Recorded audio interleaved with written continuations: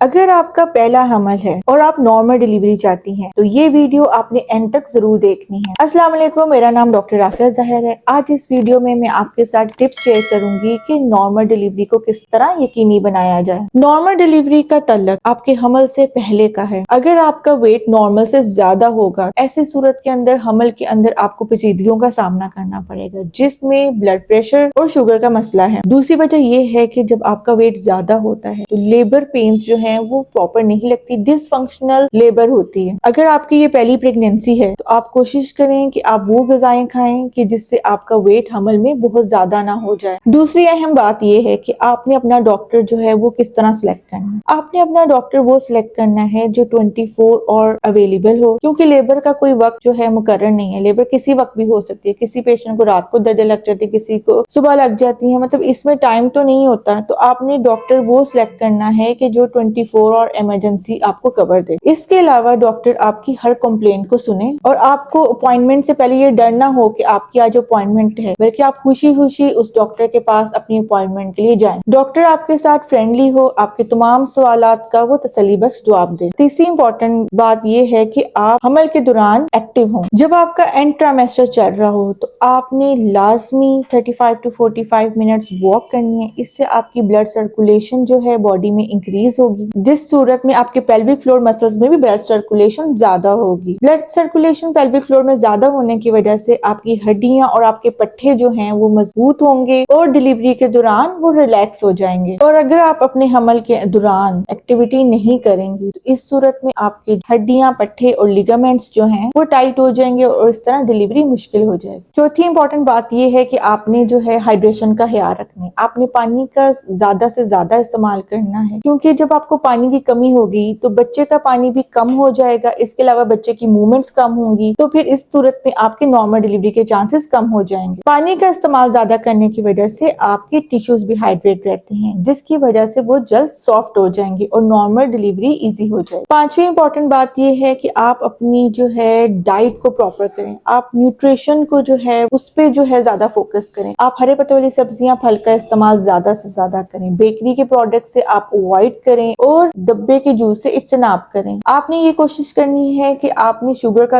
इस्तेमाल कम से कम करना है। छठी इंपॉर्टेंट बात यह है कि आपने स्ट्रेस से इज्तनाब करना है, क्योंकि आप जितना ज्यादा स्ट्रेस लेंगी उससे जो है आपके सिजेरियन सेक्शन के चांसेस ज्यादा हो जाएंगे और नॉर्मल डिलीवरी के चांसेस कम हो जाएंगे। इस सूरत हाल में आपने अपने हस्बैंड की सपोर्ट लेनी है, अपनी फैमिली की सपोर्ट लेनी है और एक स्पोर्टिव डॉक्टर का इंतखाब करना है। सातवीं इंपॉर्टेंट बात यह है कि आपने ब्रीथिंग एक्सरसाइजेस करनी है। ब्रीथिंग एक्सरसाइज आपकी स्ट्रेस को कम करती है। इससे आपकी ब्रीथिंग कैपेसिटी भी इंक्रीज हो जाती है, जिससे डिलीवरी के टाइम आपको आसानी होती है। आठवीं इंपॉर्टेंट बात यह है कि आपने पेल्विक फ्लोर मसल की एक्सरसाइजेस करनी है। जब आपके पट्टे मजबूत होंगे तो नॉर्मल डिलीवरी का चांस ज्यादा हो जाएगा, क्योंकि पेल्विक फ्लोर मसल की एक्सरसाइजेस की वजह से जो पट्टे, लिगामेंट्स और हड्डियां होती हैं वो रिलैक्स होती हैं, जिसकी सूरत में बच्चा हड्डी में आ जाता है। जब बच्चा हड्डी में आ जाता है तो नॉर्मल डिलीवरी के चांस 90% हो जाते हैं। अब 9वीं इंपॉर्टेंट बात यह है कि प्रेनियल मसाज। प्रेनियल मसाज आपने 8वें से 9वें महीने के दरमियान में शुरू कर लेना है। ये आप पाम रोज ऑयल के साथ प्रेनियल मसाज करते हैं, जो टिश्यू की इलास्टिसिटी को बढ़ाता है और नॉर्मल डिलीवरी को आसान करता है। अब आप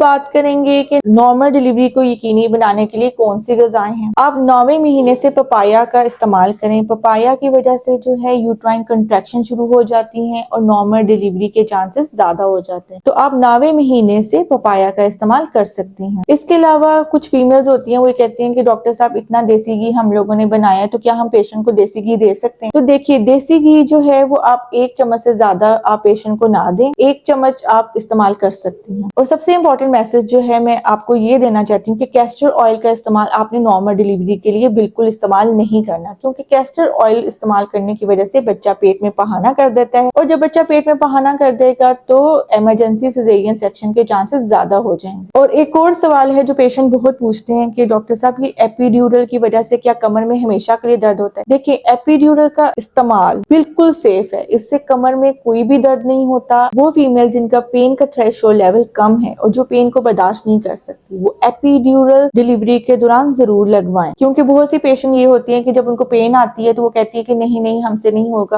आप हमारा जो है ना इमरजेंसी में सिजेरियन करते। तो इस वजह से जो उनका लेबर लेने के बाद जो सिजेरियन करना पड़ता है उसके साइड इफेक्ट्स बहुत ज्यादा होते हैं। तो इसलिए मेरा आपको मशवरा ये है कि जिनका पेन थ्रेशोल्ड लेवल कम है, जो पेन को बर्दाश्त नहीं कर सकती, वो एपिड्यूरल जरूर लगवाएं। ये वीडियो एंड तक देखने का शुक्रिया। अब मैं आपको मिलूंगी एक नई वीडियो के साथ, एक नए टॉपिक के साथ। तब तक के लिए आप इस चैनल को सब्सक्राइब करें और शेयर करें। अगर आप ट्विन प्रेगनेंसी को कंसीव करना चाहती हैं तो नीचे गई डिस्क्रिप्शन पे मेरी वीडियो का लिंक है, आप वहां पे जाके उस वीडियो को देख सकते हैं। तब तक के लिए अल्लाह हाफिज।